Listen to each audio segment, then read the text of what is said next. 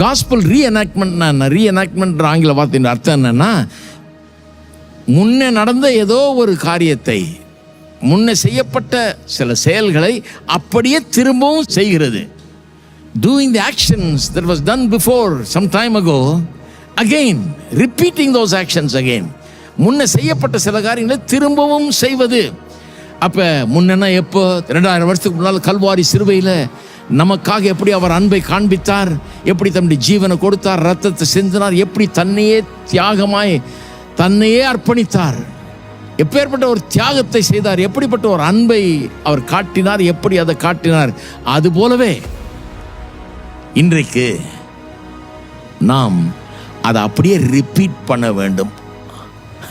அதுதான் திருமணத்தின் நோக்கம். ஒவ்வொரு நாளும் திருமண வாழ்க்கையில் அதை அப்படியே செயல்முறையில் நடத்தி காட்டப்பட வேணும். ஒரு பெரிய டிராமா மாதிரி இந்த ரட்சிப்பின் காரியம், இந்த சுவிசேஷமானது நடைமுறையிலே திருமண வாழ்க்கையிலே நடத்தி காட்டப்பட வேண்டும். ஒவ்வொரு நாளும் ஒவ்வொரு குடும்பத்திலும் இது நடத்தி காட்டப்பட வேண்டும். அதுக்காக தான் திருமண வாழ்க்கையை அங்கே ஏற்படுத்தப்பட்டது என்று பவுல் சொல்றார்.